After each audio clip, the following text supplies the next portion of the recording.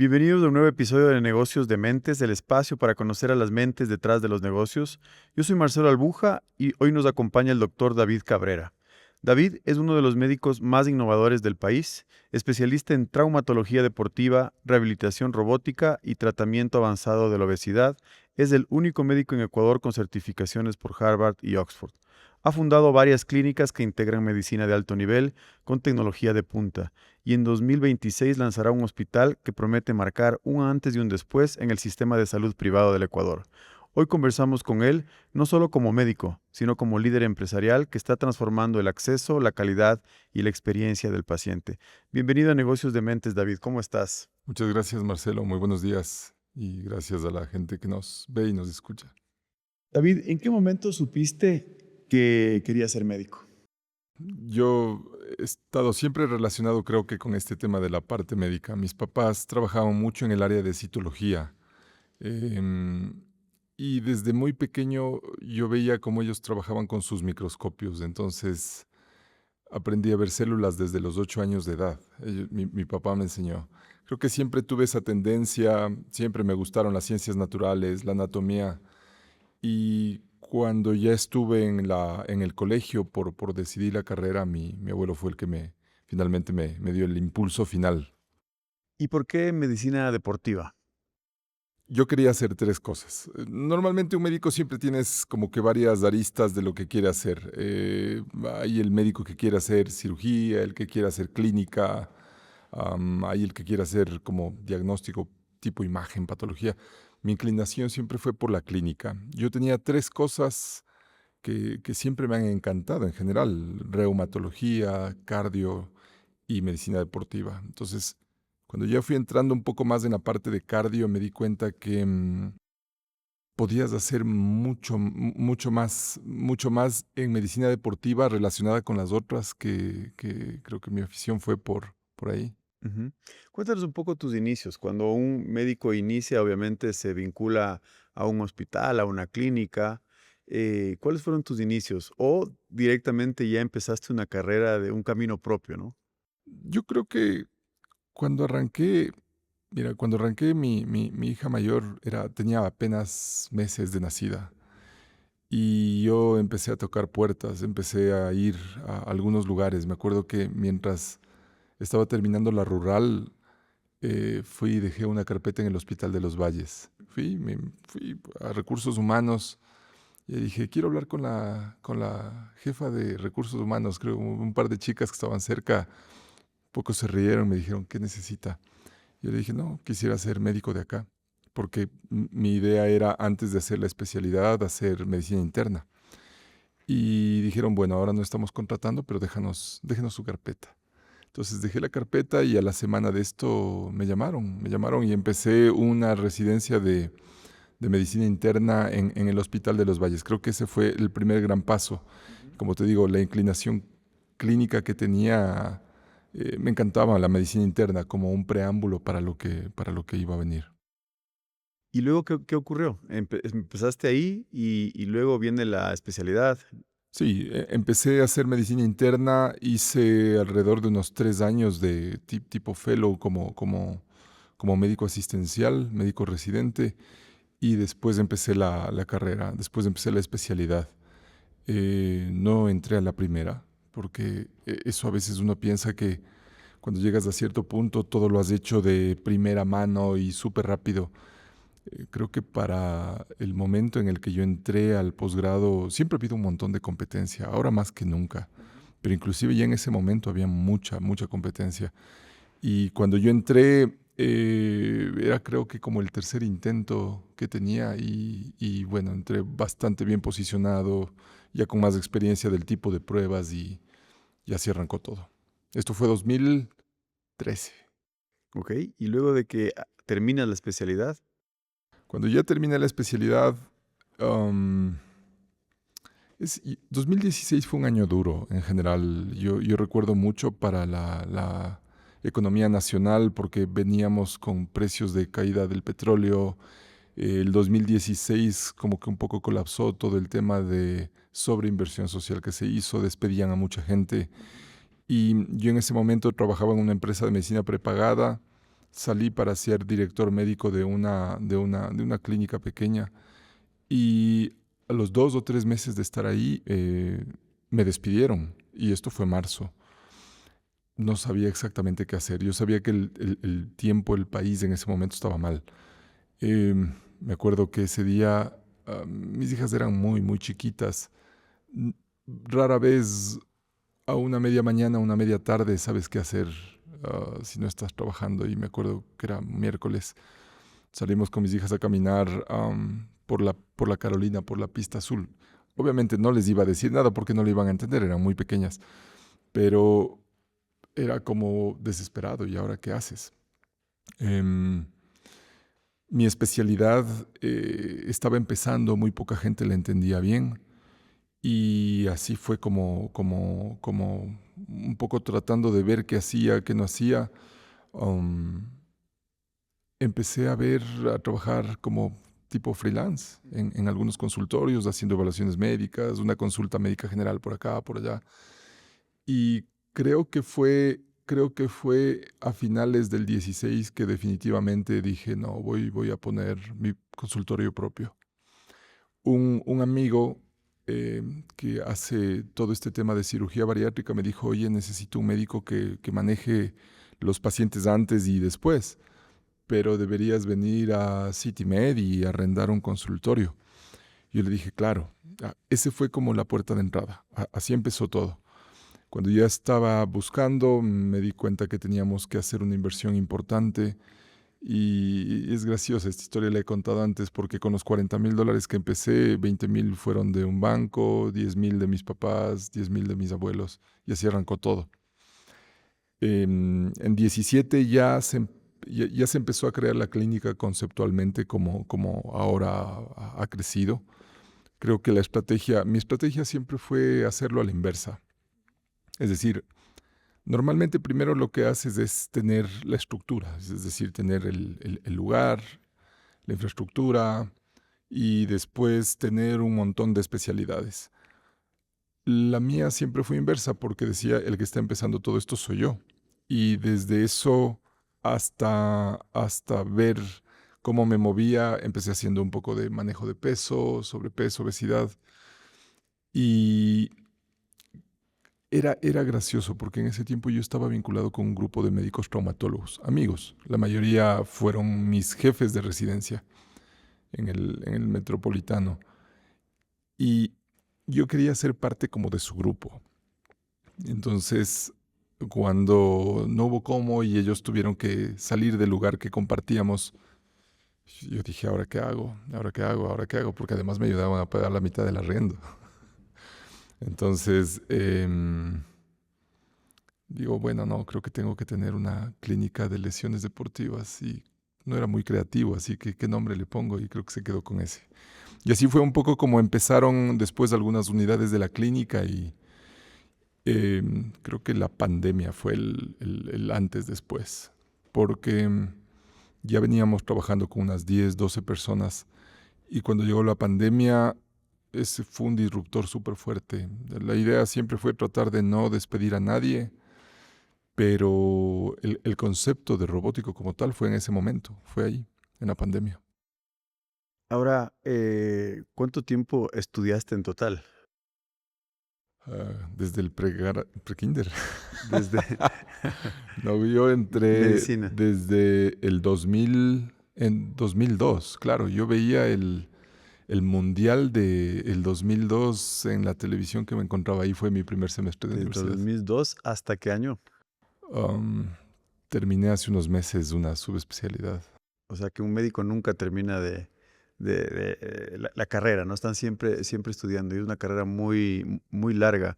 Ahora, me parece bien interesante esos inicios, 2016, te quedas sin trabajo, ¿no es cierto? Y es un momento complicado, ya tienes tus dos hijas, me dices. ¿Qué crees tú que en ese momento fue lo que te mantuvo en pie? ¿Qué fue lo que en ese momento te dio de alguna manera la fuerza para seguir avanzando y no solo eso, sino montar tu propio, en este caso, tu propio consultorio? No, fueron mis hijas. Era, o sea, la pregunta que me hacía siempre, todos los días. Mira, cuando un hombre pierde un trabajo, Creo que es, como le llaman, ese tipo de eventos canónicos, ¿no? Porque yo siempre me preocupaba mucho en cómo voy a pagar las cuentas de ellas, de sus colegios. Em, y fue un sacudón en general, porque no sabía qué hacer. Además, con una economía mala, yo tenía amigos de especialidad y de otras especialidades que no sabían en dónde trabajar. Uno de ellos empezó a trabajar de taxista. Esto es increíble, pero así Compañero fue. tuyo de medicina. Con un compañero del pregrado, ajá, él no tenía igual, éramos muy chicos, no teníamos especialidad. Creo que el motor fue en ese momento, ¿cómo más hago para encargarme de mis hijas? O sea, no tenía un foco sino tratar de ver el inmediatismo para que ellas estén bien. Obviamente que no les falte nada. Creo que ese fue el motor principal que me mantuvo a flote en realidad y haber navegado en una corriente súper agreste económica y social de ese momento, preparándonos para esas elecciones que hubo en el 17, no, fue un tiempo complejo. Ahora, una vez fundas ya la clínica, el médico se empieza a convertir en un administrador, ¿no? Entonces, y imagino que en la carrera nunca recibiste ni contabilidad ni finanzas, o si recibiste es algo muy, muy escueto. Y ¿cómo aprendes a administrar un negocio si tienes una formación médica? Cuéntame también esos inicios de, claro, la clínica empieza a crecer, empiezas a ver, ¿no? Como te digo, contabilidad, finanzas, recursos humanos incluso porque tienes que administrar gente. Entonces cuéntame esos inicios y cómo aprendiste a administrar. A mí nunca se me dio mal el manejo de los números. Yo me acuerdo que desde que estuve en el primer semestre del pregrado, em, siempre tuve no un fanatismo, pero siempre estuve bastante bien apegado, por ejemplo, a estadística, que era una materia que yo no sé si a alguien más que a mí, porque yo era un raro ahí, le gustaba. Todos mis amigos odiaban esa materia, igual que epidemiología. Pero a mí se me daba esto de hacer las fórmulas porque en el colegio donde yo estudié en el Montúfar, nos daban física, pero una física a nivel colegio público antiguo, ¿no? Entonces aprendí bastante bien. Y cuando yo estuve en la universidad, nunca tuve problemas con los números. De hecho, me gustaba mucho la epidemiología. Y creo que eso ahí fue como empecé a ver las enfermedades desde un punto de vista de frecuencias. Porque en realidad todo funciona por frecuencias y probabilidades. Y claro, veías que una persona tiene tal frecuencia de enfermarse de la rodilla una vez al año y que solo una vez en la vida te da apendicitis y empiezas a entender la patología desde otro punto de vista. Em, Cuando yo ya acabé la carrera y justo antes de entrar a medicina deportiva, no sabía, como todavía no sabía exactamente qué hacer y estaba moviéndome un poco por el mercado, hubo la posibilidad de hacer una especialidad, porque en ese momento era especialidad, de administración de instituciones de salud, la primera que iba a salir en la UDLA. Y Mauricio Pozo era en ese momento el director. Entonces, como era la super carrera y la super carrera nueva, estaban buscando gente, no sé exactamente cómo me contactaron, y yo no quería y no quería y no quería, y sí, decía sí, ya les de llamar, hasta que el último día, antes del día previo a la inscripción, me llamaron, me dijeron, ¿sabe qué? Le vamos a dar el 50% de matrícula o algo así, pero inscríbase. Y así fue como entré. Entonces empecé a estudiar administración de salud. Ahí le conocí a Pablo Albuja, fue gerente de Humana. Después, de hecho, fui a trabajar un tiempo allá. Y fue como empezó un poco todo el número. De ahí um, tuve la posibilidad de poder ir a estudiar a Harvard, a hacer unos créditos allá y creo que eso fue espectacular porque me abrió la mente desde un enfoque que no lo había visto antes aquí. Y la administración de empresas no solamente es número, sino es manejo de personas. ¿Cuáles son tus fortalezas en ese sentido? Yo Creo que el talento humano, la ciencia del manejo del talento humano es un arte que yo personalmente no domino. Pienso, de hecho, que es mi talón de Aquiles. Y siempre he estado tratando de relacionarme con gente que maneje o al personal de otra forma. Yo intento crear gente, intento crear líderes, he intentado durante muchos años tratar de hacer a los médicos, médicos de excelencia o a la gente que trabaja conmigo.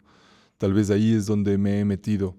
Y sin darte cuenta, te das cuenta que terminas haciendo gente que tiene un nivel de enfoque o pensamiento diferenciado. Si tú me preguntas si yo puedo crear equipos, yo con un poco de entrenamiento me encantaría poder dirigir un equipo de Fórmula 1. No podría ser el jefe de talento humano de ese equipo, porque para eso creo que necesitas otras competencias. Sin embargo, el enfoque en la excelencia, en la calidad, en poder mejorar la productividad enfocado a un objetivo, creo que así es como he tratado de liderar al grupo y hemos crecido. Antes empecé con 2 personas, ahora somos más de 100. Justo en ese camino, David, empezaste con la clínica, la clínica me imagino que empieza a crecer, la pandemia dices que es un punto de inflexión. ¿Cuándo decides abrir tu siguiente clínica? Es decir, ¿cuándo empiezas ya a ver que esto puede crecer aún más? ¿Cuál es ese punto importante? Es como cronológico un poco ahí, Marcelo, porque la primera clínica que se abrió fue Clínica SOM, que son las siglas de sobrepeso, obesidad, metabolismo. Luego de esta clínica abrimos una unidad pediátrica que es Clínica del Crecimiento. Y luego vino una por la que tengo mucha predilección, que es Clínica de Lesiones Deportivas, que está más vinculada a mi especialidad. Me encanta además esa área de especialidad. Pero luego han venido otras clínicas en las que yo nunca fui como el especialista en esto, como por ejemplo clínica de dermatología robótica, clínica de fitness, y se han abierto otras unidades también, hasta una de implante capilar con un robot. Es medio increíble cómo llegamos a ese asunto, pero siguió una cronología y esta cronología venía dándose también de cómo venía un poco la exigencia del mercado. Claro, y el análisis de mercado basado en las necesidades de salud de una población. ¿Por qué el tema de la pandemia? Porque la pandemia desnudó un montón de cosas en la población humana a nivel mundial. Creo que antes de la pandemia se entiende o se entendía el bienestar, el wellness, desde un enfoque como elitista, ¿ya? Como algo más cool, pero de tener que pagar mucho. Después de la pandemia, claro, con el asunto COVID te diste cuenta o nos dimos cuenta todos los médicos que la gente debía estar con un normopeso, lo más cercano a un normopeso si querías que el virus no te pegue o no te revuelque tan fuerte como lo estaba haciendo en esos pacientes con obesidad. Y luego viene ya el tema de que la gente, me recuerdo ese tiempo cuando estábamos encerrados, esto fue en mayo del 20. Me llamó el expresidente, el doctor Borrero, y me dijo, en ese momento él era director de Ciencias de Salud, si no estoy mal, de la UDLA, era el decano, y quería que yo dé una charla justo para la escuela de negocios que tenía ahora la que era esta especialidad que yo hice, que ahora es maestría, y tenía que darles a líderes de salud, y todo era por Zoom, y nos conectamos, y claro, yo empecé a investigar. En plena pandemia, te digo, ¿no? Y había varios estudios súper grandes. Me acuerdo uno de Cantar, un estudio gigante, alrededor de un montón de miles de personas en el mundo, y les preguntaban, ¿qué va a ser lo primero o qué sería lo primero que usted haga cuando la pandemia termine? Lo primero, en el 86% de respuestas era ir al médico. Y para mí ese dato fue decidor, porque yo no lo había visto así. El segundo dato es ir a visitarles a mis papás. Y el tercero era ir al odontólogo. Cuando empecé a ver, porque claro, era impactante el resultado, la primera respuesta, ¿no? Especialmente por el número de gente que respondía eso. Le preguntaban, ¿y usted qué quiere hacer de su salud? Y empezaban a responder, quiero bajar de peso, ¿ya? Y otros decían, quiero curarme la lesión. Era claro, o sea, el panorama estaba ahí. La pandemia entonces, claro, despertó la medicina preventiva, al menos en los Así ecuatorianos es. mucho más. En todo el mundo, en todo el mundo. Todo el mundo quería estar bien, muchos por querer, por miedo, además.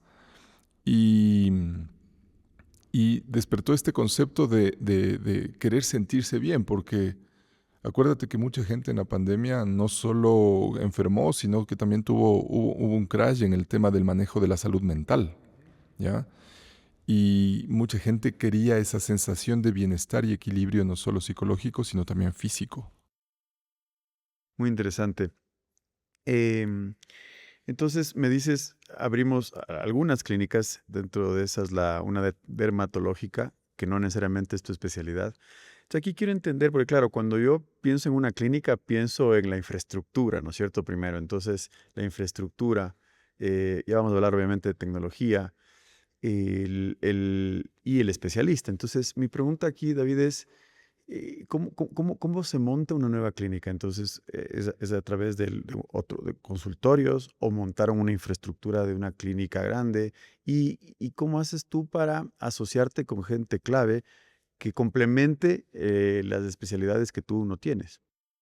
Mira, yo no he leído, no conozco un manual de cómo montar una clínica, ni tampoco conozco un manual de cómo tener un hospital. Sin embargo, sigues un orden lógico y el orden lógico sería, ok, quieres construir un hospital, tienes que tener un terreno, tienes que hacer el estudio de suelos, del estudio de mercado y luego haces la estructura y luego el diseño y tal. Creo que al principio de la entrevista te decía, para mí fue totalmente la estrategia inversa, porque si tú te enfocas en tener primero la estructura, em, difícilmente vas a poder concentrarte de inicio en lo que el paciente quiere. ¿Por qué? Porque como ya tienes una estructura y tienes apalancado un montón de dinero en esa estructura y en equipos, vas a centrarte completamente en el cómo pago los equipos. Y una de las respuestas más rápidas a veces puede ser, me asocio con o hago convenios con empresas de medicina prepagada o aseguradoras. Y puedes perder el foco. Entonces, cuando yo decidí hacer lo inverso, era muy bien, voy a crear una clínica en la que voy a manejar sobrepeso, obesidad, luego una parte pediátrica, luego la parte de lesiones. Y creo que ir escaladamente creciendo fue uno de los aciertos, porque nosotros íbamos creciendo en función, creciendo en espacio, en personal, en tecnología, que en ese momento yo tampoco lo tenía claro como ahora, en función de cómo vas creciendo. Y claro, vas creciendo en espacio físico como tal. Siempre llega un punto en el que cualquier espacio te queda pequeño. O sea, ya te das cuenta que así tengas edificios, te queda pequeño. Sin embargo, creo que ese es uno de los aciertos que tuvimos, ¿no? Ir siendo escalonados, manejando flujos en función de lo que íbamos creciendo, pero la idea o el foco principal fue estar centrado en el paciente, porque era el paciente el que te decía qué es lo que quiere, qué es lo que no. Obviamente yo soy creyente y muy creyente de muchas cosas que ha hecho Jobs. Em, Cuando Jobs dice la gente no sabe lo que quiere y le presentas un producto, nosotros en parte, si no en gran parte, hicimos un montón eso acá. Hicimos eso acá. Adelantamos con Jonathan en el área de obesidad. Jonathan Jerez es, a mi manera de ver, uno de los 10 mejores gastroendoscopistas de Sudamérica, de Latinoamérica. Él es mi amigo, es mi mejor amigo. Con él creamos y hemos creado un montón de cosas. Creo que por él y por lo que hicimos en obesidad nos volvimos él y yo médicos globales en obesidad. Y cuando te hablo globales, Te hablo de estar del paraguas de los 3 mejores del mundo. Y los 3 mejores del mundo son liga, además. Creo que fue empezar a ver eso desde abajo, no olvidarse del paciente, estar alrededor de lo que quiere y también presentarle soluciones que en ese momento no sabía que necesitaba, pero tú sabías que iba a usarlas. Pero entonces, claro, ustedes, me parece muy interesante este tema del no basarme en la infraestructura, porque eso me quita el foco, ¿no? Entonces, ustedes empiezan alquilando consultorios ¿en dónde? En CityMed, En en CityMed, que es al CityMed, frente Quito, diagonal al metro. al Metropolitano. Sí, empezamos arrendando consultorios y luego más consultorios y luego más consultorios. Por eso te decía que cuando yo estuve con este grupo de traumatólogos, ellos me ayudaban a pagar la mitad del arriendo, pero porque compartíamos espacio. Y cuando ellos dijeron, no, sabes que ya nos tenemos que ir y mudar, les dije, quiero ser accionista de su grupo, me encantaría. Y dijeron, no, aquí solo somos 5. Bueno, ahora creo que son como 15, pero en ese momento me dijeron, no. Em, sí, hay esa famosa entrevista de, no sé cuál era el productor que le dijo a uno de los Beatles que las guitarras eléctricas estaban pasadas de moda y esos peinados no iban a pegar antes de que sean famosos. Ahora nos vemos, nos encontramos con ellos y les molesto, ¿no? En algunos casos han operado hasta para nosotros en la clínica y creo que evolucionas también en ese sentido. ¿A qué se debe el crecimiento tan rápido de las clínicas? En otras palabras, ¿cuál es la propuesta de valor? ¿Qué les hace únicos a ustedes y diferentes de sus competidores, por ponerlo en términos empresariales? Mira, yo siempre he creído que en salud te diferencias, siempre aprendí. Cuando estuve en Harvard aprendí esto, porque lo aprendí de la profesora Belén Ortiz, de otros profesores como el profesor Campbell. um, Ellos decían, mira, tú en salud puedes ser innovador en 2 cosas, y punto en 2 cosas. La una es nuevos procedimientos y la otra es nueva tecnología. Se acabó. ¿Ya? Y siempre viví creyendo eso, y de hecho me lo creo hasta ahora. Ese punto de innovación, la última vez que estuve en Harvard tomando unos cursos, que fue en el 22, evolucionó a partir de esa propuesta de valor que hizo Belén Ortiz la doctora Ana Belén Ortiz en el 16 que estuve, en el 13 y en el 16. Porque ahora se sabe que para ser innovador en salud necesitas 3 cosas: nuevos procedimientos, estoy hablando de nuevos procedimientos médicos, tecnología y un modelo diferenciador. Obviamente, todas esas 3 cosas basadas en el paciente o basadas en una comunidad. Cuando yo empecé, siempre dije, tenemos que tener nuevos procedimientos. En obesidad en ese momento, ¿qué era? Era eh, el manejo de la obesidad. Te pongo un ejemplo. Era un programa clínico, es decir, dieta, ejercicio, y en la otra mano tenías cirugía. No tenías el intermedio de la endobariátrica. Cuando con Jonathan introdujimos el tema de balón gástrico y luego el tema de manga endoscópica, fue un boom. Fue un boom. Porque ahí tenías un océano azul. No estabas en el océano rojo de pelearte por operarle al paciente, sino que le ofrecías a una persona una posibilidad distinta. Y en obesidad y en manejo de lesiones pasó exactamente lo mismo. Yo no conozco hasta ahora un paciente que vaya a mi consulta y que diga, necesito operarme, quiero que me opere ahorita. Excepto cuando ya son casos netamente quirúrgicos.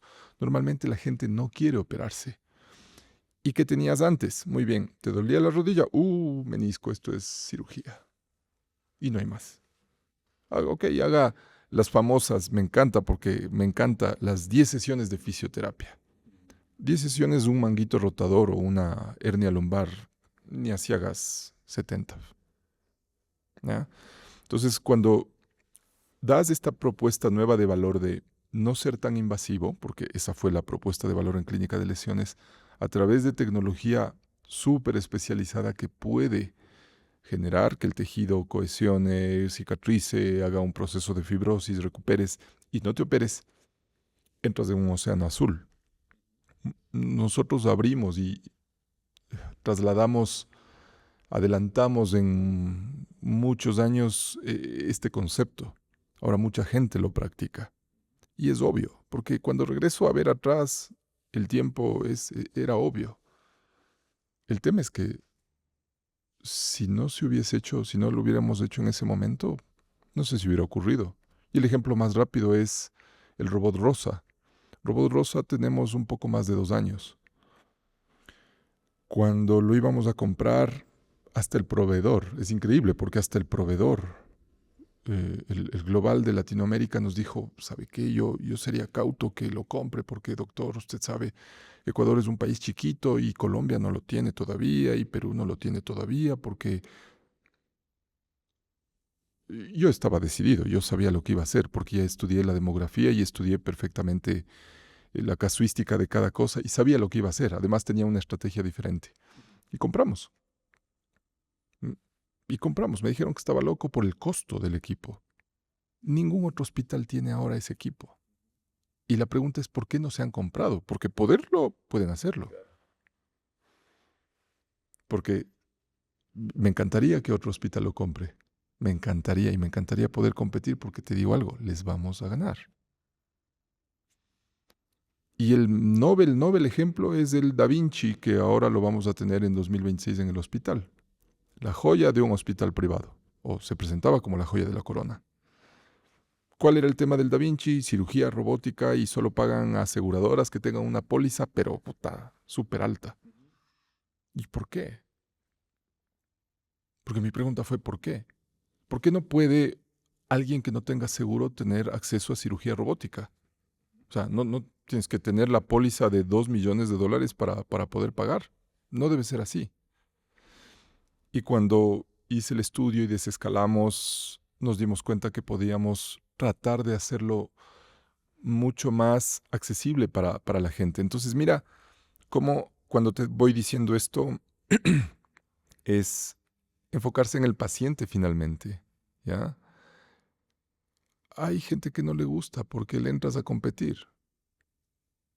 Pero tengo que decir, el Hospital Metropolitano no está tan contento ahora mismo conmigo. Después les va a gustar competir. Creo que eso es bueno para todo el mundo, ¿ya? Pero cuando se dio el momento y yo les propuse, porque yo era médico del hospital, hacer un montón de cosas, siempre era, no puedo porque los médicos no me dejan, no puedo porque el grupo de cirujanos no dejan, no puedo porque el paquete.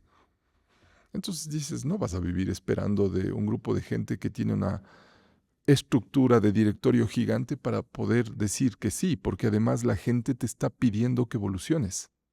Así que ya, teníamos que hacerlo. David, aquí se me abren un montón de cuestiones porque me parece extremadamente interesante lo que dices. Siento eh, que, que lo que has hecho es casi como una startup, ¿no es cierto? Esta empresa mucho más ágil, que adopta tecnología rápido y que le da frente a los incumbentes, a los grandes, ¿no? A los que caminan un poquito más lento. Esa es la historia de todas las startups.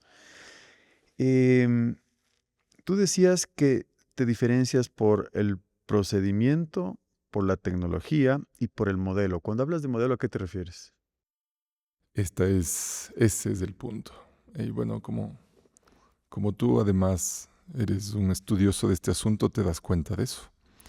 El modelo de gestión, siempre nosotros hemos tenido en salud modelos de gestión. Tienes un modelo de atención centrado en el paciente, de calidez, de calidad y tal. Em, los modelos esto va a sonar duro al principio, pero así es.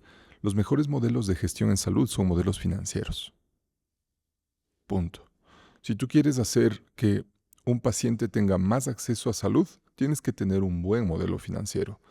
Si quieres hacer un modelo basado en que el paciente o que una población tenga mejor tecnología, tienes que tener un modelo financiero.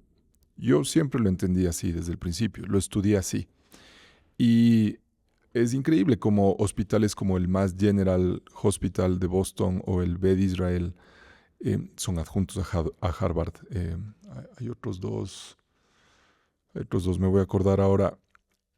Son hospitales que están centrados completamente en el paciente. Son hospitales que tienen una tecnología de punta, están adjuntos a Harvard. Son hospitales que que han creado, porque han creado nuevos procedimientos para el mundo. La primera unidad endobariátrica en el mundo fue el Mass General con el profesor Thompson. Él creó la parte endobariátrica con el profesor Galbao.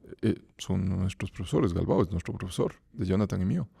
Entonces, cuando ves eso y claro, como el médico se desagrega del administrador, porque no, yo soy médico, entonces yo me meto a la cirugía a operar y está perfecto. O el clínico dice, no, yo me meto al consultorio a ver al paciente y está perfecto. Pero cuando quieres desagregar el modelo de atención de la tecnología y de los nuevos procedimientos, estás olvidando o puedes olvidar un tema complejo que son los costos. Si los costos en salud o la inflación de salud se te trepa demasiado, ese costo termina pagando alguien. Es como en los países, los subsidios no es que es gratis la cosa, alguien termina pagando. Y en salud es mucho más sensible porque cuando la inflación de salud empieza a descontrolarse, ¿a quién le terminas trasladando el costo? No le terminas trasladando al accionista para que pague o meta más capital, le terminas trasladando al paciente. Porque el médico es a veces muy fácil, ¿no? Yo soy médico, a mí no me topes mis honorarios. O el administrador del hospital dice, no, yo tengo que cuidar mi revenue, entonces no me topes. Si no tienes clara esa concepción de costos y del modelo financiero y no vuelves al modelo de financiero perfecto, el modelo se desestabiliza y es difícil a veces mantener estas tres patas de la mesa de la tecnología, porque mucha gente piensa que tecnología es sinónimo de muy caro. Definamos qué es caro para un paciente. Si vienes, ejemplo, dos ejemplos. Si vienes con un dolor del hombro y te vienes haciendo las típicas 20 sesiones en el centro que te mandó tu seguro y te baja un poco, pero después te vuelve a doler o te sigue doliendo. Si no tienes un buen diagnóstico, tal vez no te diste cuenta que ese hombro, uno de los tendones del mango, el supraespinoso, está roto. Y te va a terminar costando 10 veces más lo que pagaste. No, pero no te preocupas, ¿no es cierto? ¿Por qué no te preocupas? Porque como tienes seguro, el seguro paga. El seguro le cobra a alguien. Y así funciona esto. Entonces, si en lugar de eso tienes un buen diagnóstico y de pronto tecnología que te evitó una cirugía, ¿quién no ganó en ese aspecto? Ganó el paciente, porque el paciente genera una afiliación espectacular con el médico o con la clínica que le curó o que le ayudó. Gana la empresa de prepagada porque disminuiste su siniestralidad de una forma que no imaginas. El médico se vuelve más famoso y gana todo el mundo, gana el sistema. Y más que nada contienes eventuales complicaciones que dentro de un sistema de salud inclusive son medibles, como el reingreso, las tasas de infecciones, las comorbilidades asociadas. Y así hay un montón de ejemplos. Entonces este proceso que te digo, yo siempre lo he visto de la misma forma que es, de la misma forma que existe, pero hacia atrás. Creo que esa ha sido la fortaleza que hemos tenido. Mientras explicabas este concepto del procedimiento, tecnología y el modelo, nunca mencionaste el apellido del médico o el prestigio del médico. Quiero entrar un poquito ahí. Em, Normalmente la industria, por decirlo de alguna manera, de la medicina viene asociada al médico, entonces es casi hereditario, ¿no? Estos grandes apellidos de los médicos. Em, pero tú estás hablando más como un empresario en el sentido, y de los buenos empresarios en el sentido de que no mencionaste esto, ¿no es cierto? Y más bien mencionaste y has repetido muchas veces en centrados en el cliente, ¿no? Las grandes empresas de cualquier índole son empresas que tienen esto muy claro, centrados en el cliente. Y luego procedimientos, tecnología, modelo de negocio y lo que fuera. Eh, Tu camino entonces ha sido más estructurar esto desde el punto de vista de modelo de negocio y cómo eso de alguna manera está rompiendo el esquema de estas tradiciones o estos modelos más hereditarios, ¿no? Porque yo llevo el apellido, entonces Entonces, no sé si está clara aquí la pregunta. El uno es enfocado en el paciente, en el cliente, entre comillas. El otro más bien en el prestigio del médico. ¿Cómo complementar esos dos mundos? ¿Y cómo ves? Porque creo que ahí hay una, no sé si es que un divorcio entre esas dos cosas. Mira, yo tenía profesores y los quiero mucho, algunos de ellos ya muy, muy grandes. Y por todo lo que he podido hacer en la vida, he podido viajar por algunos lugares del mundo y me he concentrado mucho en ver cómo es esta relación. Am, un médico es un médico, yo sé. eh, Cuando eres estudiante de medicina y vas a una fiesta, dices, wow, estudio medicina, entonces a las chicas les encantaba esas cosas. Después eres médico, pero con el tiempo yo creo que un médico, y un día escribí un artículo, de los pocos artículos que alguna vez me invitaron a escribir para Forbes, yo escribí un artículo que se llamaba Humanidad, Humanidad, ¿sí? En la que hablaba de que el médico tiene que tener dos cualidades absolutas, que son la humildad y la humanidad. Yo creo en eso. Yo sé de dónde vengo, me encanta de dónde vengo. Em, Lamentablemente veo que en el tiempo a mucha gente se le pasa el asunto de ser médico y crees que por ser médico estás en una escala diferente y puedes tener libertades o te atribuyes libertades que no necesariamente son así. El prestigio del médico yo creo que viene de lo que hace. Mira, el trabajo te define, punto. Yo puedo ser un mal padre, un mal esposo, un buen padre, un buen hijo, el mejor amigo, el peor amigo, puedo ser lo que quiera, pero el trabajo te define y se acabó. Se van a acordar de ti no porque tan buen amigo eras o porque tan buen hijo eras. Se van a acordar de ti por tu trabajo y lo que pudiste dejar como legado a la sociedad. Porque es cierto, esos TikToks que de vez en cuando aparecen por ahí que en 100 años se te olvidan el nombre, eso es real. Pero el impacto social que puedes lograr, eso es lo que debe quedar. Si eso trasladas al tiempo actual, al aquí y ahora, yo creo que un médico debería ser la persona más humilde del mundo. Yo conozco, Marcelo, no es que me han contado, yo me he sentado a conversar tomando un café así como estoy contigo con supermédicos a nivel mundial, de talla mundial.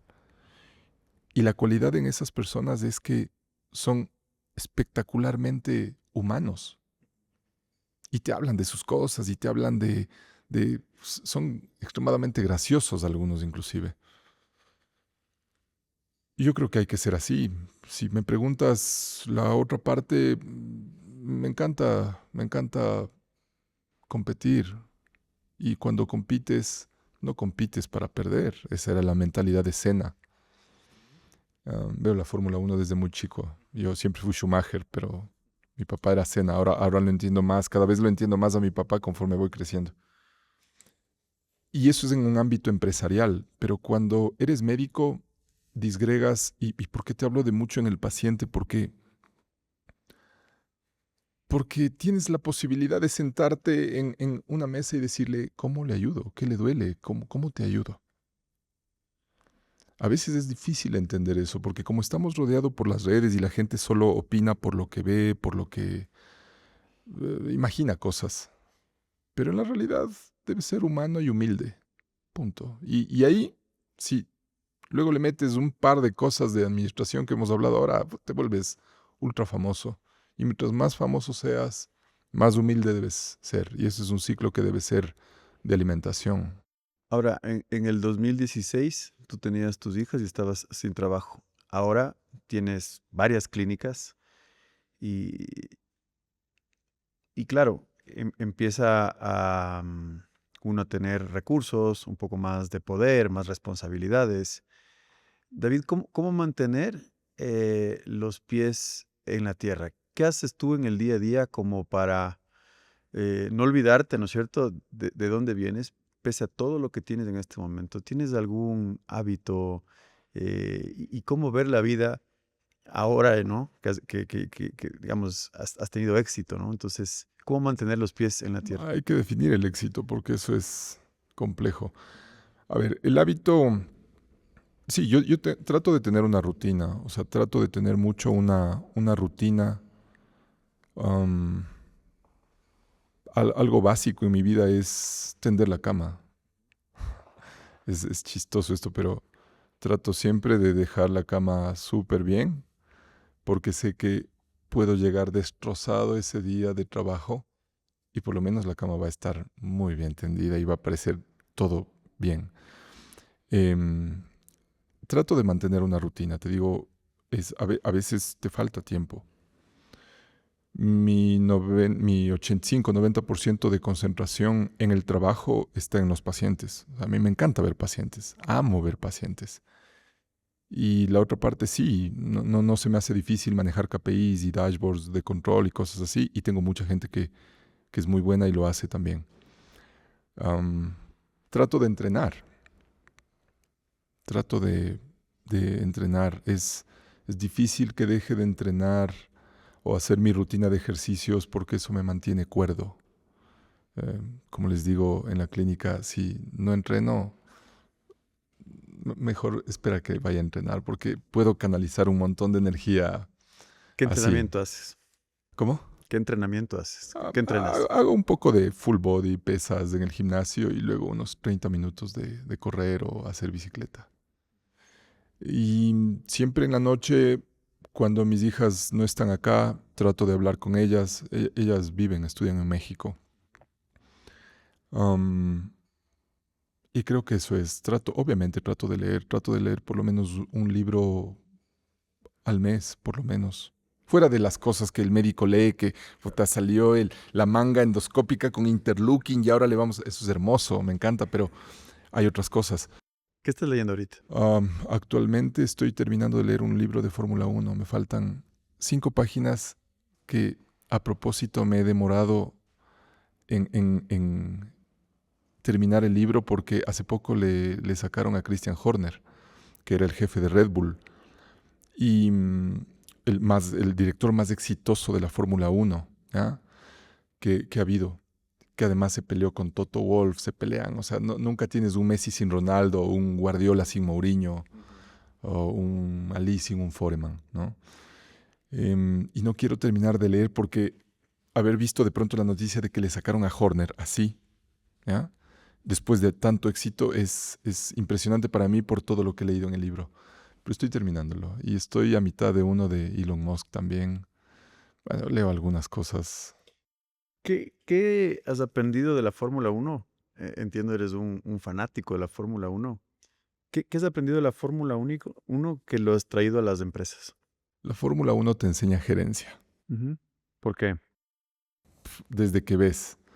No existe, a mi manera de ver, no existe mejor branding que el de la Fórmula 1, porque es una marca de tanto lujo que tratas ahora de bajarla a todo el mundo. Eso es branding, eso es marca. Ves cómo las marcas compiten entre una y otra por ser la más de lujo, por ser la más deportiva, por ser la más top. Cuando estás en un pit stop, puedes ver lo que es el trabajo en equipo. Si tú quieres, me preguntas cuál es la definición de trabajo de equipo, yo te diría, es un pit stop de Fórmula 1. Cada uno haciendo su tema tan exacto en 2 segundos. ¿Ya? La Fórmula 1 te enseña de gerenciamiento, cómo hacer que un equipo de la nada, como era Red Bull, Ferrari le dijo graciosamente a Red Bull cuando empezaron, ustedes no son equipo de Fórmula 1, ustedes venden latas de soda. Y seguramente a nosotros nos decían así o pensaban así igual cuando empezamos. Ahora mira lo que es. La Fórmula 1 te enseña a ganar y te enseña a celebrar con euforia y la Fórmula 1 te enseña a perder con dolor. Y la Fórmula 1 te enseña a que Si vas a 300 kilómetros por hora, si eres un médico, empresario o lo que seas, y vas a 300 por hora, puesto el casco y puesto el hands, si un segundo te desconectas, te matas y te puedes morir. Eso te enseña la Fórmula 1. Es, creo que, la mejor escuela de gerencia que existe en el mundo. Perder con dolor. Me imagino que en este camino, David, has tenido algunos fracasos, has perdido algunas carreras. ¿Nos quieres contar alguna carrera que hayas perdido y de la cual hayas aprendido algo? Me he sincerado un montón en esta entrevista y creo que puedo decirte que uno de los, para llevar la línea, ¿no? Para seguir con la línea, uno de los temas más complejos que he vivido en mi vida fue el aceptar el tema de la separación. Um, el divorcio no fue tanto un problema, porque eso ya era un duelo que se venía haciendo, pero creo que fue la separación, el haberme separado de mis hijas. Eso casi me mata. Eso fue la primera vez. Y creo que la segunda pérdida súper fuerte a nivel personal, te hablo, fue el haber estado en piloto automático durante un montón de tiempo cuando mis hijas se fueron a estudiar a México. Porque, como te he contado, mucho de mi vida siempre generó o estuvo alrededor de ellas. Em, Creo que eso. Y de ahí a nivel empresarial, hemos hecho unas inversiones que dices, por Dios, qué tonto eres. Pero finalmente con el tiempo te das cuenta que sí, hemos perdido plata con Jonathan, con otros amigos, hemos comprado equipos absurdamente, pero es que ese tipo de fracasos no se compara a los fracasos que tienes a veces en tu vida como personal, ¿no? Porque cuando ya pasa el tiempo te das cuenta, sí, compraste un equipo de $100,000 que no sirvió de mucho. Ya, ok, con el tiempo eso se diluye. Con los temas personales, no mucho, porque a veces hay cosas que si no eres lo suficientemente maduro, dejas que te persigan en el tiempo. Em, a veces pasa con pacientes que entiendes las enfermedades y sabes que no puedes hacer más o no pudiste hacer más y te preguntas, ¿no será que pude haber hecho más? Esas cosas te persiguen. Gracias a Dios nosotros no hemos tenido complicaciones mayores. Pero igual te cuestionas, como médico eso te cuestionas, más aún cuando estás muy centrado en el tema de los pacientes.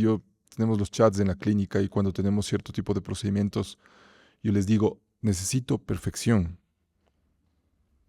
Les digo así, por favor, que esta jornada sea perfecta, que la gente no esté riéndose fuerte delante de los pacientes, que estén súper bien vestidos, cosas que tú dirías que sí hace el área de calidad, o sea, las personas que se encargan de eso. Pero igual, siempre estás con eso, ¿no? Con esos miedos. ¿Qué aprendizaje te llevas de estos fracasos o estos baches que has tenido en el camino? ¿Cuáles son los mayores aprendizajes? Que siempre se sale. Creo que el mejor aprendizaje de perder es que te va a doler. Sí, ya tengo que decirte y decirle a la gente que nos escucha que te va a doler. Y te va a doler un tiempo largo a veces. Sin embargo, si tienes la capacidad de volver a reengranarte, normalmente sales ganador de ese tipo de derrotas. Entonces, vivir el proceso, como dicen los psicólogos, vivir el proceso de dolor, no lo puedes evitar, no lo puedes evitar. Una empresa cuando tiene pérdidas no puede evitar las pérdidas. Tienes que aguantar y te va a doler y te duele y tomarás decisiones duras con la gente y tomas decisiones duras, pero después si vuelves a reengranarte, normalmente las cosas vuelven a estar bien. Entonces creo que el mejor aprendizaje de fracasar o de perder es aceptar la derrota. Es como en el tenis. Mis hijas hacen tenis. Y el tenis es el deporte más hermoso. El segundo más hermoso es la Fórmula 1. El tenis te enseña no a ganar, el tenis te enseña a perder. Y si ¿Te acuerdas de los tiempos de Federer? Esas derrotas súper duras que tenía con Nadal.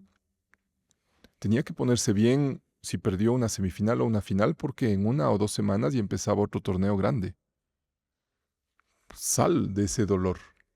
Es difícil para una persona normal. Entonces creo que eso es lo que te enseña a perder.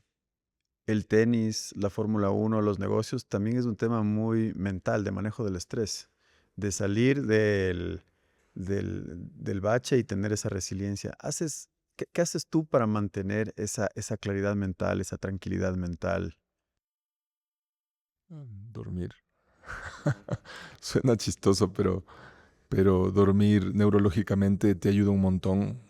Mucha gente, esto que mencionaste, el estrés en los negocios, con los pacientes, te puede quebrar psicológicamente si, inclusive teniendo el problema, no logras dormir bien. Es muy simple lo que hago. Trato de comer bien. Trato de comer bien. Trato inclusive de entrenar. A pesar de los problemas y a pesar del estrés, trato de entrenar. Y obviamente a veces hay cosas que te quitan el sueño. Ahora, un poco más consciente, trato de que esas cosas no me quiten el sueño y trato de dormir. Sé que debo dormir al menos 6 horas y media. Si un día duermo 5 horas, ese día es como el torpedo de A la Casa del Octubre Rojo, esa película de Sean Connery, que cuando le lanzaron el torpedo, Sean Connery, pues, los americanos, ¿no? Unos duros, van y dicen, no, tenemos que pegarle de frente al torpedo y todos, vamos a morir. Y aceleran para pegarle de frente, ya. Es como dormir un día para mí 5 horas. Sé que un día está perfecto y puedo aguantar, pero eso no 2 seguidos y no 3, porque eso te mata. Realmente eso es lo que te consume. Qué bueno que traes eso a la mesa, porque hay un libro, no sé si has escuchado de ¿Por qué dormimos? Es un libro muy famoso que justamente habla de estos temas, la Sí, importancia del dormir. así es. David, volvamos un momento a las clínicas. Em, ¿Qué se viene en el futuro? Es decir, ¿y qué proyectos te tienen motivado desde el punto de vista de las clínicas en los próximos 12 meses? Vamos a abrir el hospital. Creo que ahora el hospital es el foco. El hospital del holding es un hospital que está centrado. Ya te he dicho la estrategia ahora. Ahora lo vas a entender mucho más fácil. Es un hospital que está centrado en alta tecnología, nuevos procedimientos y vamos a mantener un modelo de gestión, un modelo de gestión al paciente y un modelo financiero completamente distinto al que conocemos. Porque además entiendo perfectamente lo que es un pago por servicio, es decir, me enfermo de gripe y me atiendo, me da apendicitis y me atiendo. Pero un modelo mixto, un modelo de pago para mantener la salud es algo diferente y normalmente eso la gente aprecia más. No es tan inflacionario, no es tan costoso y por eso puedes dar más acceso a tecnología. El hospital ahora mismo se abre ya el primer trimestre del 26. Vamos a tener Robo Da Vinci, vamos a tener el Rosa, vamos a tener el Locomat. Estos últimos 2 equipos. El otro día mi hija cogió ChatGPT y puso quién es el doctor David Cabrera en ChatGPT. Yo nunca hubiese hecho eso. Y empezó a salir un montón de cosas y al final decía, y es un médico famoso porque introdujo el Rosa y el Locomat. Bueno, vamos a tener esos equipos en el hospital. Da Vinci, que ahora es ese canon de ser una joya de la familia de alguien, ya no va a ser una joya, sino que va a ser algo que todo el mundo o la mayoría de gente lo pueda tener accesible, porque eso ayuda a la gente. Para alguien que no tiene ni idea de qué es ni el Rosa, ni el Locomat, ni el Da Vinci, ¿nos puedes contar muy brevemente qué hacen estos tres robots? Rosa es un equipo para prótesis. ¿Ya? Antes las prótesis era, hasta ahora, ¿ya? Es manual, entonces estás de ahí y le dices mueble un poquito y te alejas y dices céntrale, ya. Rosa es un equipo que automáticamente te mide la flexión, la extensión de un paciente a través de varios como pequeños radares, por decirlo así, dentro del quirófano y hace un corte preciso, ya no hace un corte manual el cirujano. Corta el robot, pones la prótesis, lo que actualmente se hace en 2, 3 horas, con ese equipo puedes hacerlo en 40 minutos, sangra menos, se infecta menos el paciente, se recupera más rápido. Cambió todo ese equipo.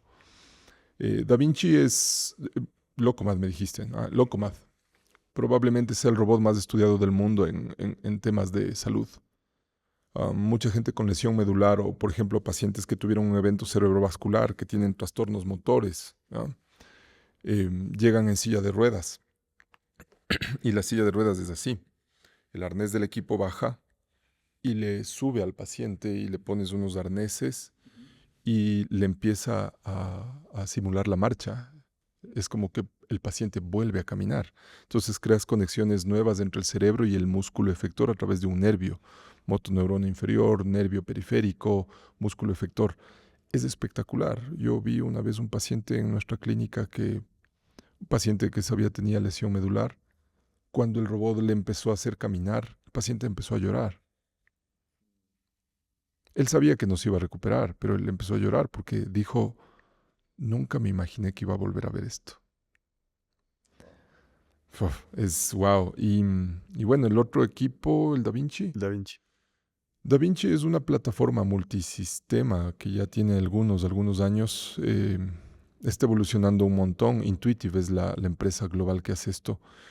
Y Da Vinci te permite hacer todo tipo de cirugías cardiotorácicas, oncológicas, ginecológicas, urológicas. Y ya no entra el laparoscopio por los puertos, sino que las manos son automáticamente de un robot. El médico está sentado en una consola como estas, sentado, el paciente se está operando a un par de metros en mesa y el médico está a través de la consola solo manejando y evitas el temblor esencial o el temblor fino que puede tener una persona. Entonces es mucho más exacto. Como un simulador de videojuego. Literalmente es como un Atari y que estás adentro y lo juegas. Solo que claro, aquí no es un juego, ¿no? Dicho esto, David, es decir, la tecnología, lo que nos cuentas me parece increíble y con el advenimiento de la inteligencia artificial, de los robots, de los agentes, del ChatGPT, todo esto, ¿cómo ves tú el futuro? ¿Cuál va a ser el rol del médico con tanta tecnología? ¿Qué va a pasar de aquí invítanos a soñar, 3, 5 años? Mira, todos estos temas de robots han jubilado un montón de generaciones. Y no va a pasar, ya está pasando. Nosotros tenemos muchos médicos traumatólogos aquí en Quito certificados para cirugía con ROSA, con el robot ROSA. Menos del 10% puede utilizar el equipo. Es decir, no es hice el curso y soy robótico, nada. Otra cosa es entrar y manejar la tecnología. La tecnología es generacional y en Da Vinci pasa lo mismo. La tecnología y todos estos temas de inteligencia artificial están jubilando a médicos que ya no pueden, por un lado, adaptarse a estas nuevas tecnologías y va a jubilar a los que no quieren adaptarse. Así es esto. En 5 años tendremos una evolución brutal en la parte robótica. Vendrá el robot, te pongo un ejemplo, el robot endoscópico para hacer endoscopía. Ya no será que el gastro mete el equipo. Nosotros hemos visto porque estamos trabajando directamente con el grupo que hace esto del profesor Galbao. Cada vez creo yo que hay un fenómeno que está ocurriendo. Ahora tenemos un montón de médicos a nivel mundial. Es la mejor etapa para estudiar medicina la actualidad porque nunca ha habido tantas cosas que le permitan a un médico tener tanta tecnología encima, enfocada en el paciente. Pero cada vez esto se vuelve finito, es decir, tienes un montón de médicos que no tienen dónde situarse a trabajar y eso pasa mucho en América Latina. Ese es un tema que creo que puede ser un problema en realidad en el corto plazo. Sí, te hablo de 5 o 10 años y ya está siendo un problema. Pero a nivel de tecnología, te digo, hay cosas que por confidencialidad, inclusive no te puedo decir ahora mismo, en las que estamos participando a nivel mundial con el grupo del profesor Galbao. Son cosas locas. Nada disruptor, ¿no? No es que entra el robot de Elon Musk y te da operando el Optimus. No, pero el médico va a seguir siendo el actor principal en esta relación médico-paciente. Un robot nunca va a poder hacerte vivir una historia de la forma en la que yo te he contado ahora. Podrán simular emociones, pero no ser la emoción, ¿ya? Y creo que todavía tendrá que pasar un tiempo para que nos podamos desprender de los médicos como ahora los conocemos. Lo cual es bueno y malo, porque el humano comete muchos errores. Y a veces la gente le ve al médico como un superhumano. Y aunque no lo creas, sufres, lloras, te emocionas. Es decir, tienes emociones que también pueden alterar la forma de cómo haces la práctica médica en el día a día o cómo haces una cirugía en un día a día. ¿Cómo eliminas eso? Con un robot. Muy interesante también, David, esto. Ahora con el ChatGPT, nada, tú le puedes subir los análisis de sangre, tu peso, tu talla, y empiezas a hacerle consultas que antes le hacías a un médico, pero como tú dices, quizá el ChatGPT tiene toda la información del mundo, no se cansa, no tiene malos días. Entonces, ¿tú crees que el médico de alguna manera sí va a ir perdiendo algo de protagonismo? Tú dices que no, pero en temas menos complicados, ¿no? Te hablo de, no sé, de nutrición, incluso, eh, se va un poco de la medicina, pero en psicología. Es decir, ¿qué va a pasar con el médico que no necesariamente tenga una especialidad, que sea un poco más Mira, general? el médico cada vez va a tener menos protagonismo, es cierto. Si tú subes una resonancia, hay programas de ChatGPT que no son abiertos. Tú subes una resonancia a un programa y el programa ya te da el diagnóstico. Ya no necesitaste un médico. Tú te puedes pedir la resonancia. En países como los nuestros, tú vas y te haces una resonancia, a veces sin pedido. En otros países no, pero puedes tener un diagnóstico. Em, Aterrizo en la pregunta. Yo creo que en el corto plazo vamos a tener un cambio importante entre los médicos de generalidad, que no hay que olvidarse que son médicos siempre de atención primaria, que esa es la base. Luego tienes los médicos de especialidad, pero incluso ya está pasando en esta franja que empieza a haber una sobrepoblación de especialistas. Entonces necesitas hacer una subespecialidad. Em, y por temas simples matemáticos, eso va a terminar siendo también un tema copado. Es decir, no tienes más de 20 hospitales privados en el país. O sea, no construyes un nuevo hospital para meter más gente. Eso debería encargarse la parte pública de ver cómo desconcentras a los médicos. Sin embargo, también hay otra cosa, que médicamente hablando, el médico siempre quiere estar en una ciudad de alta competencia por la tecnología, por el tipo de paciente y porque centralizas normalmente. Entonces, son cosas que a la salud pública, a los ministros de salud que entran, salen, y a los gobiernos a veces se les hace difícil resolver, ¿no? A veces se les hace difícil resolver. Creo que hay que entrar mucho en el tema de cómo percibimos el aseguramiento de salud. La empresa de medicina prepagada tiene que evolucionar, tiene que evolucionar. Están quedados con nuevas tecnologías y no es que yo evoluciono teniendo inteligencia artificial en mis procesos, no. Tienen que entender el proceso, lo que está pasando. La gente quiere operarse con robots. La gente, ¿por qué le busca, doctor David Cabrera? Quiero con usted es el del Instagram o usted es del Internet, porque yo le vi que usted hacía esto con un robot. Es decir, no le buscan al médico, le buscan algo diferente. Y si nuestro sistema de salud, que son varios actores, las farmacéuticas, las empresas de medicina prepagada, los seguros, los hospitales, no evolucionan a eso, um, todos estos actores, todos van a ir perdiendo espacio, todos van a ir perdiendo y van a llegar a un punto de caducidad, ¿no? No creas que porque eres una marca médica que ha estado 50 años, 40 años en el mercado, te puede ir mal. Hay un montón de ejemplos en administración de marcas de 100 años que ahora mismo ya no existen o que están pataleando. Ujú. David, vamos a pasar a la última parte de esta entrevista es una parte en donde hago preguntas mucho más cortas. Eh, Hablamos del éxito al inicio de esta conversación. ¿Qué es el éxito para ti? Oh, el éxito. Yo creo que el éxito es la consecución, la suma de varias cosas. Depende desde dónde, desde qué punto mirarlo, porque la definición de éxito tiene un punto o un concepto tanto psicológico como filosófico como cultural. No es lo mismo éxito en Ecuador que el éxito en Taiwán, o no es lo mismo el éxito para una persona de clase baja que para una persona que vive en Dubái.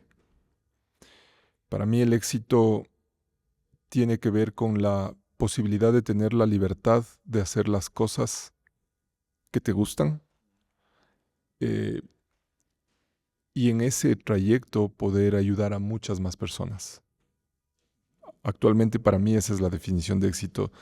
He leído mucho últimamente, desde hace unos 3 años para acá, el tema del estoicismo, y ellos, Séneca, Marco Aurelio, definen esta parte del éxito desde el enfoque de la libertad de poder hacer las cosas que disfrutas, sin tener que preocuparte por las cosas que no controlas. Eso es lo que más apegado ahora mismo tengo. Ahora si entramos en temas del humanismo como Sartre o otras cosas, todo apunta finalmente a esa definición de bienestar sobre lo que te gusta, ¿no? El éxito no son los lujos, porque muchas personas a veces, cuando piensas en éxito, al menos cuando estás en este tema de negocios, piensas en el éxito financiero. Entonces, ¿qué es el éxito financiero? Oh, Dios, no tener que trabajar. Dios santo, es lo más alejado completamente de la realidad para mí. Yo disfruto todos los días de ver pacientes. Amo ver pacientes. Y amo decirle, señora, este es su diagnóstico. Ay, nunca me habían dicho eso hace 5 años. Muy bien, eso es éxito. Éxito para mí es cuando una de mis hijas gana un campeonato, cuando le veo feliz jugando su tenis. Um, el éxito es esos momentos muy pequeños, sutiles de cuando tienes euforia porque te fue bien en un negocio, hiciste el negocio del año. Eso te dura segundos. Eso es éxito. Éxito es poder dormir feliz. Mencionaste algunos nombres de médicos clase mundial, eh, que muchos de ellos serán genios. Tú has estado cerca de estas personas. ¿Qué es la genialidad para ti? Wow, la genialidad.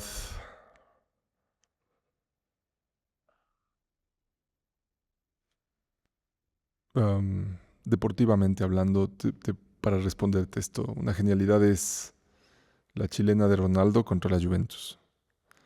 Am, la genialidad es correr en menos de 10 segundos como Bolt. Mm, vi un montón de partidos de Federer en mi adolescencia, en mi etapa adulta. Vi cosas imposibles. Am, creo que ser un genio es... que la genialidad es crear algo que va a trascender en el tiempo. Creo que eso es. En la música. Am, todos hemos oído Wonderwall. You're my Wonderwall. La canción más streameada de los 90. El que escribió esa canción, que se llama Noel Gallagher, eso es ser un genio. Y has hablado también mucho de tus hijas. ¿Cuál es el legado que quisieras dejarles a tus hijas? El hambre. Es difícil. Mira, a un hijo, ellas han crecido de una forma que no entenderían por más que yo les cuente cómo creció. Em, es difícil a un hijo darle el legado del hambre, pero no del hambre de la comida, sino del hambre de querer hacer algo diferente, querer cambiar algo. Y está bien si ellas deciden tener una vida súper tranquila y en una oficina, no, está perfecto, yo no me voy a estresar ya por eso. El legado que me gustaría dejarles es ese legado de querer y poder hacer más, inclusive cuando tienes todo en contra. Em, en tenis pasa, y yo he visto partidos, la famosa derrota de Federer contra Djokovic en Wimbledon. Tuvo 3 match points. Hasta ahora me duele. Y él lo dice, hasta ahora le duele. Estoy seguro que si le hago acuerdo, algún día a Federer le va a doler. Cuando Em, escuches esta entrevista. Pero inclusive en esos puntos en los que tienes todo en contra, todo el mundo en contra, saber que por más mínima que haya la probabilidad de ganar, poder ganar, eso es el hambre.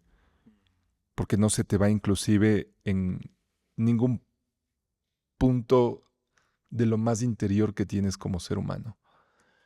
Um, Mucha gente en negocios, cuando estás haciendo algo diferente, normalmente no te quieren. Ya, ya me di cuenta, no desde ahora, desde hace muchos años, no tengo problema en lo que la gente y otros médicos digan, porque sé que el reconocimiento que Jonathan, otros médicos que trabajan conmigo, yo mismo, vamos a tener no va a ser ahora, sino será en unos 5, 10, 15 años. Porque cuando regresemos a ver las nuevas generaciones digan, wow, lo que hicieron en ese momento, ese va a ser el reconocimiento real. El legado de haber cambiado algo. Creo que hemos sido parte de crear especialidades que antes de nosotros no habían, aquí en el país al menos. La rehabilitación robótica, la traumatología robótica, la endobariatría, que no es que nos inventamos nosotros, pero nosotros fuimos el catalizador para que eso sea muchísimo más rápido. Y si comparas con otros países, como por ejemplo México, que tú dices, no, México está wow. Y sí, claro, economía wow. Brasil, wow, economía wow. Todavía no tienen un montón de cosas que nosotros ya hacemos acá. Eso es un legado. Si es que no hubieras sido médico y empresario, ¿qué te hubiera gustado ser? Esa pregunta me hacen a veces al menos una vez al mes. Según mi directora vocacional en el colegio, si yo no iba a ser médico, me salieron dos cosas, médico o economista. Y es gracioso porque mira que los números nunca se me dieron mal. Ella tenía razón, Magali se llama. Magali, qué bestia, me acordé de la señorita Magali. Em, Creo que me hubiera ido bien en todo, porque sabes algo, cuando tú haces algo con pasión, puedes ser el mejor bartender del mundo, que te van a contratar en el hotel más top para que seas el bartender de ese lugar, si es que haces las cosas con pasión. No me veo siendo otra cosa que no sea médico. ¿Cuál es la mejor inversión que has hecho en la vida? El tiempo con mis hijas en la niñez. Creo que nosotros construíamos ciudades juguete que les decía yo. Em, con mi hija Simone veíamos videos. Creo que eso, sí. Si pudieras tener una conversación con una figura histórica, político, empresario, deportista, vivo o muerto, ¿con quién te gustaría tenerla? Me encantaría saber lo que piensa Trump. Me encantaría saber lo que piensa Elon Musk. Cómo ven su definición de negocios. Em, Me hubiese encantado ahora, ahora que me haces esta pregunta, tal vez hace 5 años no, pero me hubiese encantado conversar con Henry Kissinger, con Senna, mi ídolo deportivamente de la Fórmula 1, Schumacher. Mm, Creo que con Mario Vargas Llosa también. Él tenía una visión interesante de muchas cosas. Creo que ellos, qué buena pregunta esa. ¿Cuál es el peor consejo que te han dado en la vida? Am, Creer que puedo hacer todo. Creer que siempre que alguien te dice, no, dale, tú puedes, y aceptarlo como obvio. no porque no crea en lo que soy o en lo que puedo hacer, sino porque en efecto tienes que tener los pies en la tierra para saber que hay cosas que no puedes hacer. Y ok, está bien no poder hacer. Y si no lo puedes hacer tú, rodéate de gente que sí pueda hacerlo. Pero creer que puedes hacerlo todo es un error. David, hemos llegado al final de esta conversación. Realmente ha sido una conversación muy profunda. Hemos topado algunos temas. Yo te agradezco por tu tiempo, por tus ideas y por lo que estás haciendo en la medicina para este país. Para cerrar, la gente, ¿dónde te puede encontrar? Dinos tus redes sociales, tanto tuyas como de las clínicas. Es súper fácil. Todas mis redes sociales son exactamente iguales. Son Dere, como doctor Dere David Cabrera. En Instagram, en Facebook, en X, en .com, deredavidcabrera.com. Ahí están siempre mis números. Es raro. En este asunto que te conté del ChatGPT empezó a sacar un montón de cosas, ¿no? Y al final te dice, y si quieres una cita, te puedo ayudar con una cita. Entonces hasta el ChatGPT creo que me puede Y las encontrar por ahí. clínicas, Yo estoy más centrado en la parte de obesidad, en clínica SOM y en clínica de lesiones deportivas. Son mis dos unidades. y el hospital ya tiene un nombre. Hospital del Holding, sí. Ya más adelante sabremos mucho más del hospital. Ahora todavía estamos en algunos acuerdos, en EDAs y cosas de estas, pero no, eso va a ser una cosa que va a cambiar mucho. Quedaremos muy pendientes de eso, David. ¿Algo más para cerrar? No, gracias a ti por tu tiempo. Tienen un espacio espectacular, te lo decía antes de empezar. Creo que la gente que me antecede es gente impresionante, es gente que ha cambiado un montón de cosas. Espero haber estado a la altura y que a la gente que ve esta entrevista también me conozca un poco más desde este lado, porque en realidad he hablado de un lado que normalmente muy poca gente me pregunta. Gracias, David. No, muchas gracias.